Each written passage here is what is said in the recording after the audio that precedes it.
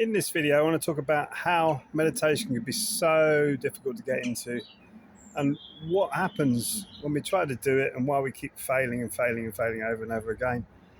And it's not as difficult as you think. And meditation, probably you have a preconception about that as well.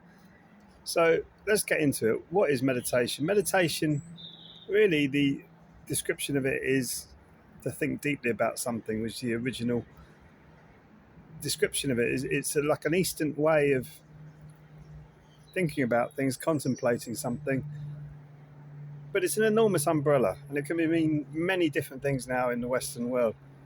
And really, it's about you connecting more deeply with yourself, and that's what meditation is. And it's simple, really simple, but difficult because of the Western mind. The Western mind has been hit with so much information. We're on an overload of information, all this stuff coming out of social media, out of the mainstream media. In your everyday life, when you walk out into the street, there's all these different people all around you, and it becomes overwhelming. So we tend to close down, and we find it difficult to search inside. I know this. I was a professional musician for many years, and when I first started to get into Qi Gong, which is really my introduction to meditation, I found it really difficult until I realized, wow, when I start to move my body in a relaxed manner and soften the body with mind, I actually use the expression soften the body with the mind, I started to find stress and anxiety releasing from me very quickly. It took me a lot longer to get rid of the trauma inside of me, which is why I've created the dream method, try and quicken that process up. But meditation really is a lot easier for me now, whereas before I'd sit down for about 2-3 seconds and the mind kicks in. What are you doing? Why are you doing this? Continually nagging away at me, saying get up and do something. Because I was as a go-getter, as a musician, I was going out and finding work all the time and working all the time and either touring or recording in the studios. It was a lot of work.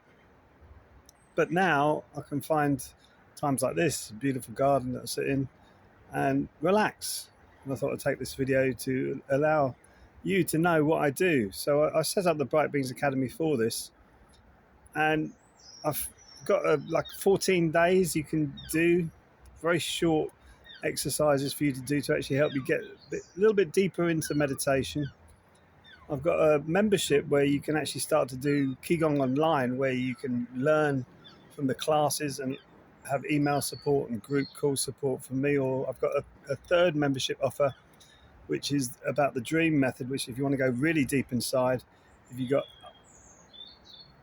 trauma or old emotional issues that you need to cleanse, I can do that with group coaching or actually one-to-one coaching as well. I do that. I've had many people go through the dream method successfully becoming unstuck. So how does that actually work? What actually works here? Well, I've broken it down into 3 brain modes, which is the 3 danjians, or you might have known them as dantians if you've heard of Qi Gong before. You might know them as dantians, which are the energy centers of the body. Mine's a Korean style of Qi Gong, which I absolutely love because it's fun to teach and it's actually fun to learn. So what are these 3 brain modes? The brain mode really is the root brain mode, which is your brain stem. So when you learn how to walk and talk and do all this stuff that you do without even thinking about it, that was you programming your brainstem, or your subconscious mind, some people call it. Either one is okay, but I've called it the root brain. And we get stuck in this root brain because of, like I was saying earlier, so much information coming into the body, and you're not thinking about what you do, you're just going into autopilot, which people call autopilot. Really, you're just stuck in the root brain mode.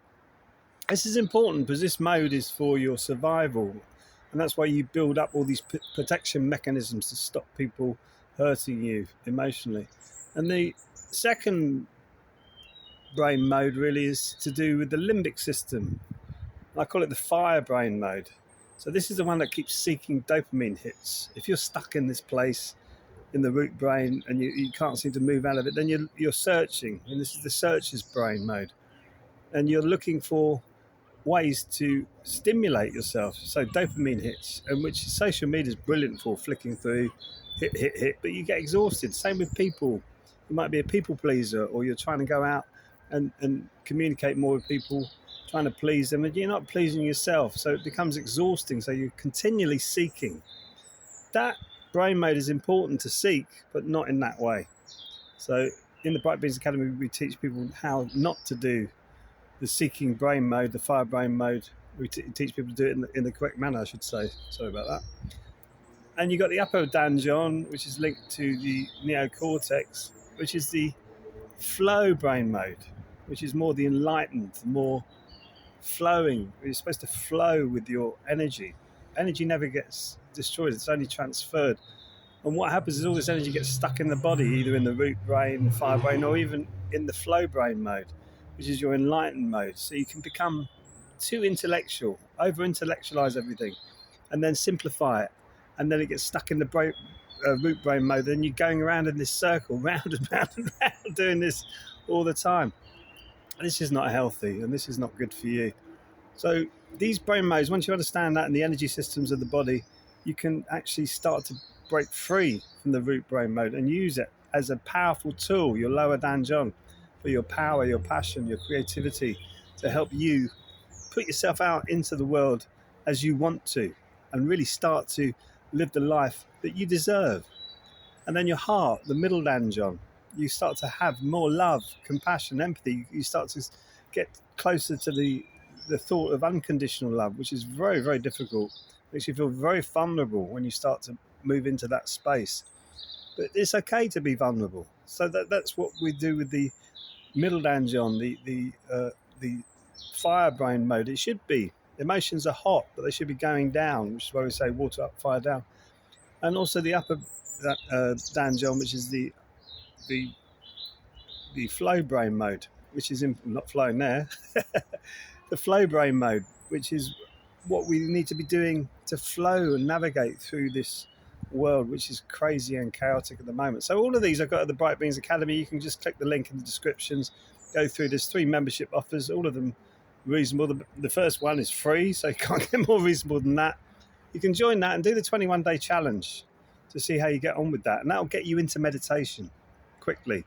And then when you start to learn how to calm the body and reset the nervous system, which is really coming out of the sympathetic nervous state into the parasympathetic nervous state, which basically means you're moving more in a relaxed manner.